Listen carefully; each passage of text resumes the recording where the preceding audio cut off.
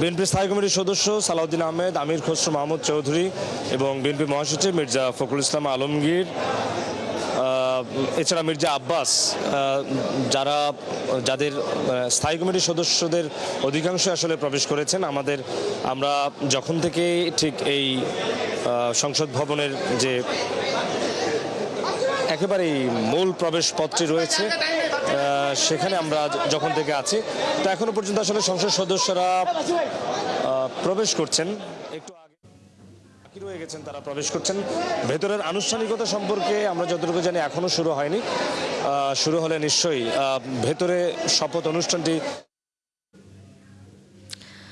দর্শকের মধ্যে আপনারা নিশ্চয়ই আমাদের সাথে দেখতে পাচ্ছেন বিএনপির চেয়ারম্যান তারেক রহমান, তিনি কিন্তু এরই মধ্যে প্রবেশ করেছেন সংসদ ভবনে এবং কিছুক্ষণের মধ্যেই শপথের আনুষ্ঠানিকতা শুরু হবে। তার সাথে আছেন মির্জা ফখরুল ইসলাম আলমগীর থেকে শুরু করে সকল নির্বাচিত যেসব প্রার্থী রয়েছেন, যারা কিছুক্ষণের মধ্যে সংসদ সদস্য হিসেবে শপথ গ্রহণ করে আনুষ্ঠানিকভাবে সংসদ সদস্য হিসেবে যাত্রা শুরু করবেন।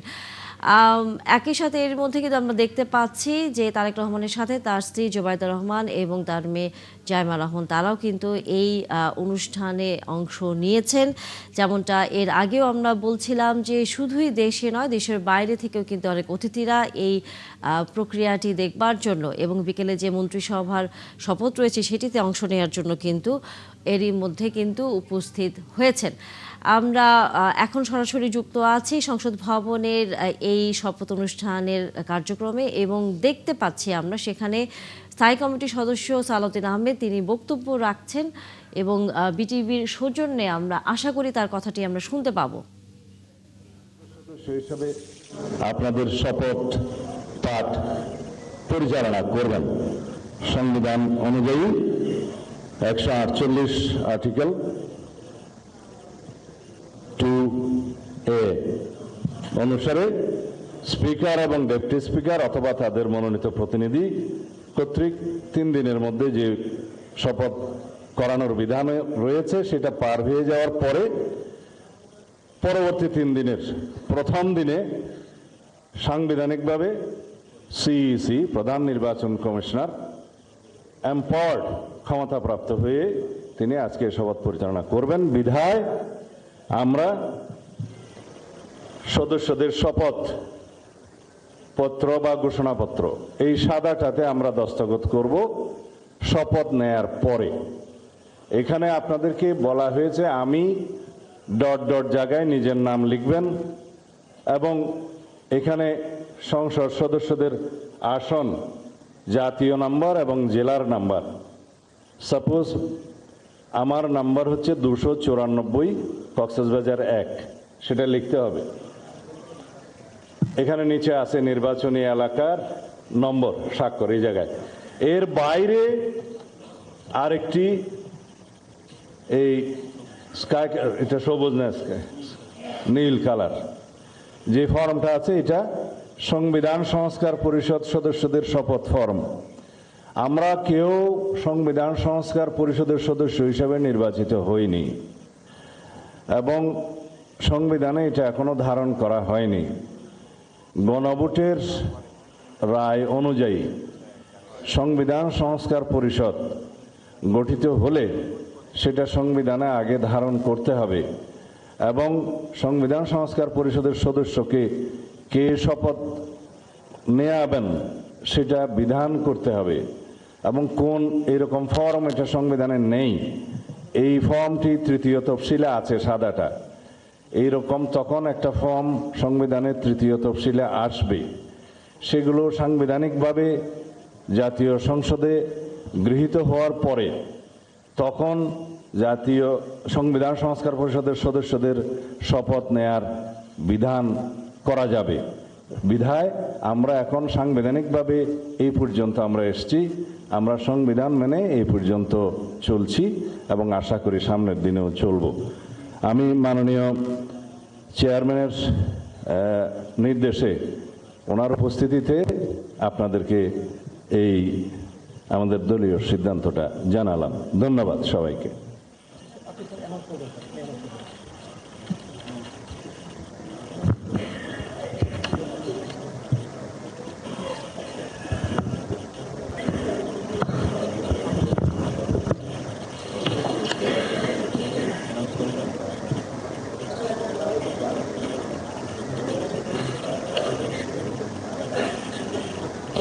মাননীয় সংসদ সদস্যবৃন্দ, শপথ বাক্য পাঠ পরিচালনাকারী মাননীয় প্রধান নির্বাচন কমিশনার জনাব এম নাসির উদ্দিন এখনই আমাদের মাঝে উপস্থিত হবেন।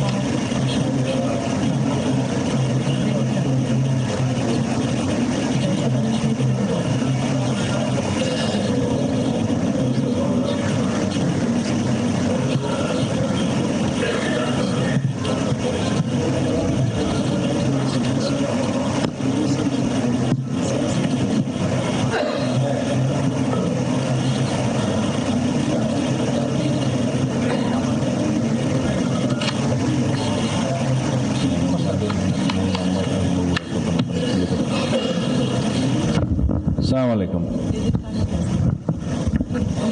শপথ গ্রহণ অনুষ্ঠানের পরে নিয়ম অনুযায়ী জাতীয় সংসদ সচিবালয় আপনাদের প্রত্যেকের ছবি, দস্তখত, ইলেকট্রনিক সিগনেচার ওনার ওখানে গিয়ে বলে আসেন নেবেন। আমাদের আনুষ্ঠানিকতার পরে 11:30 কমিশনার জনাব এম নাসির উদ্দিনকে শপথ গ্রহণ অনুষ্ঠানে স্বাগত জানাচ্ছি। মাননীয় প্রধান নির্বাচন কমিশনার জনাব এম নাসির উদ্দিন।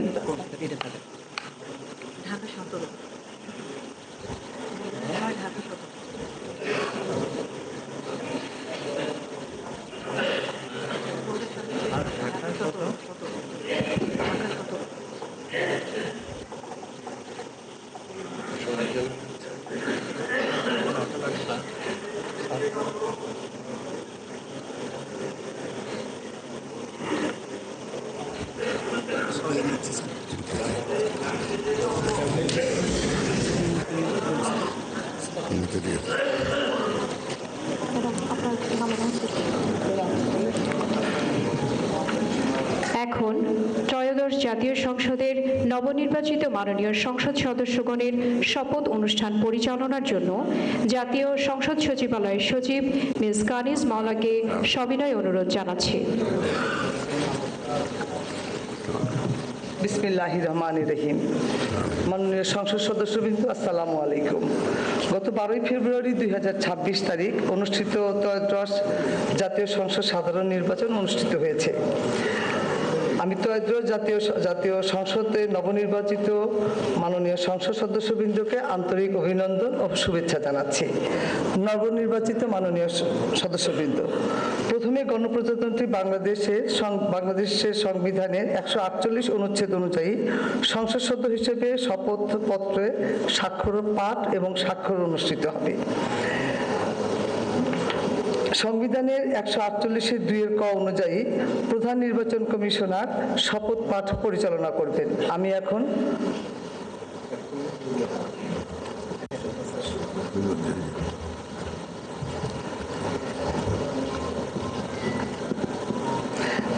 শপথ পাঠ পরিচালনাকারী মাননীয় প্রধান নির্বাচন কমিশনার জনাব এম নাসির উদ্দিনের সদয় অনুমতিক্রমে শপথ গ্রহণ অনুষ্ঠান শুরু করছি।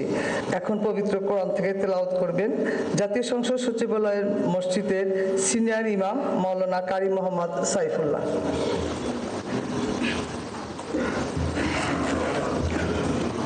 أعوذ بالله من الشيطان الرجيم. بسم الله الرحمن الرحيم.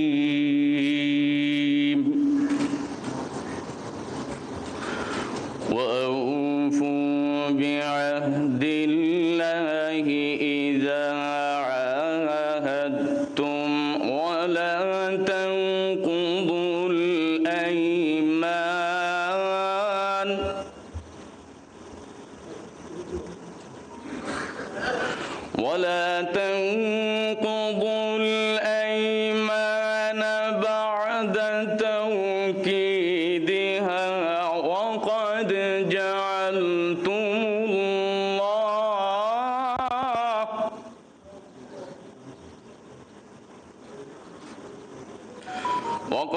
جعلتم الله عليكم كفيلا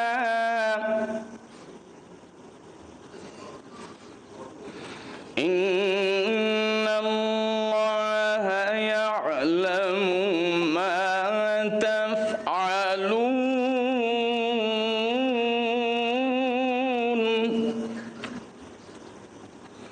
إن الله يعلم ما تفعلون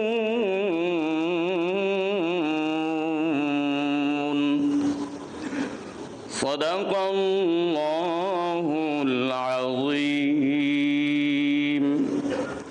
পবিত্র কোরআনুল কারীমের সূরা আন-নাহল এর 91তম আয়াতে কারিমার তেলাওয়াত করা হলো, যার বাংলা অর্থ এইরূপ: যখন তোমরা আল্লাহ তাআলার নামে কোনো অঙ্গীকার করো তখন তা পূর্ণ করো এবং এ শপথ পাকাপোক্ত করে নেওয়ার পর তা ভঙ্গ করো না, কেননা এ শপথের জন্য তোমরা আল্লাহ তাআলাকে অভিভাবক বানিয়ে নিয়েছো।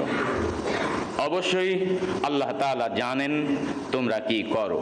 বারাকাল্লাহু লানা ওয়া লাকুম ফিল কুরআনিল আযীম।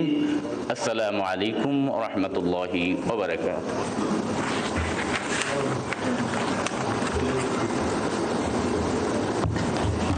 আমি এখন গণপ্রজাতন্ত্রী বাংলাদেশের সংবিধানের 148 অনুচ্ছেদে মাননীয় প্রধান নির্বাচন কমিশনার জনাব AM নাসিরউদ্দিনকে ত্রয়োদশ জাতীয় সংসদের সাধারণ নির্বাচনে নির্বাচিত সংসদ সদস্যদের শপথ পাঠ পরিচালনার জন্য বিনীত অনুরোধ জানাচ্ছি। মাননীয় প্রধান নির্বাচন কমিশনার জনাব AM নাসিরউদ্দিন।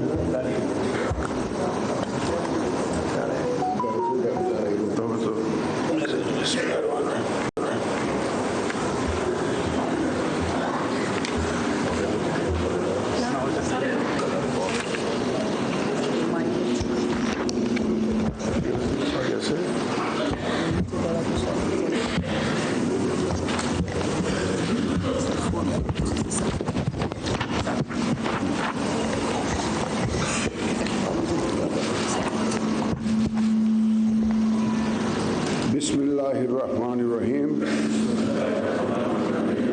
ত্রয়োদশ জাতীয় সংসদের সাধারণ নির্বাচনে নির্বাচিত মাননীয় সদস্যবৃন্দ, আসসালামু আলাইকুম। আপনাদেরকে আন্তরিক অভিনন্দন।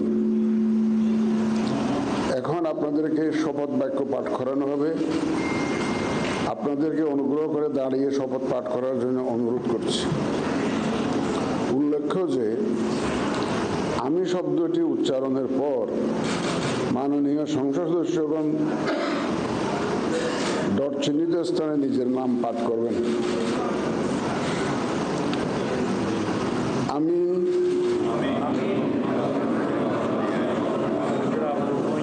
সংসদ সদস্য নির্বাচিত হইয়া সশ্রদ্ধ চিত্তে শপথ বা দৃঢ়ভাবে ঘোষণা করিতেছি যে আমি যে কর্তব্যভার গ্রহণ করিতে যাইতেছি তাহা আইন অনুযায়ী ও বিশ্বস্ততার সহিত পালন করিব। আমি বাংলাদেশের প্রতি অকৃত্রিম বিশ্বাস ও আনুগত্য পোষণ করিব এবং সংসদ সদস্য রূপে আমার কর্তব্য পালনকে ব্যক্তিগত স্বার্থের দ্বারা প্রভাবিত প্রবাহিত হইতে দিব না। ধন্যবাদ আপনাদের সবাই।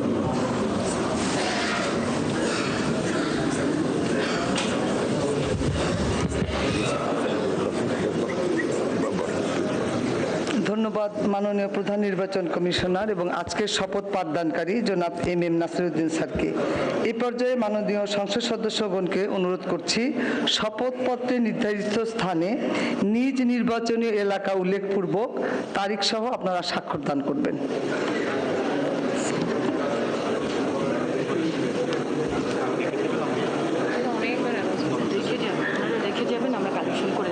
স্যার আমরা আপনার সিগনেচারে রেখে যাবেন, আমরা কালেকশন করে নিব স্যার। জি স্যার, জি স্যার, ফোল্ডারটা চেয়ারে রাখবেন স্যার, আমরা কালেকশন করে নিব। জি স্যার, জি স্যার। ফোল্ডার সম্বলিত শপথপত্র আর কিছু বলার দরকার নেই স্যার। আপনারা স্বাক্ষরের পর ফোল্ডার সহ কাগজগুলো স্যার রেখে যাবেন স্যার। ওই স্যারের কলম নেই, দিয়ে আসেন। সালাউদ্দিন স্যারের কলম নেই। হ্যাঁ হ্যাঁ, কিচ্ছু বলেন না, সবাই সব বুঝে। ওই যে ব্লুটা নিয়ে ঝামেলা হচ্ছে।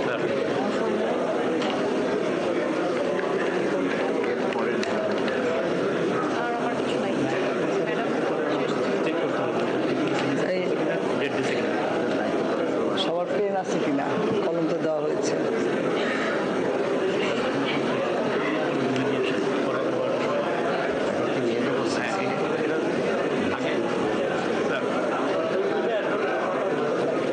সই হোক, সবার সই হোক।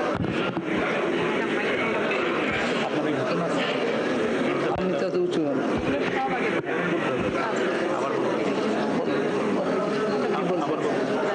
সবাই খাওয়ার পরে যে নাস্তায় যাবে ম্যাডামের এখানেও আছে। দিতে ব্যবস্থা আছে যে যেখানে চায়।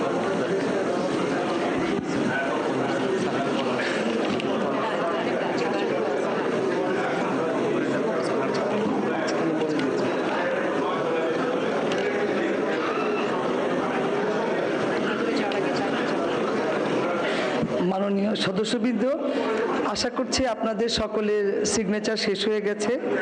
শপথ পাঠ পরিচালনাকারী মাননীয় প্রধান নির্বাচন কমিশনার জনাব MM নাসিরউদ্দিন এর সদয়-অনুমতিক্রমে শপথ অনুষ্ঠান এখানেই সমাপ্তি ঘোষণা করছি।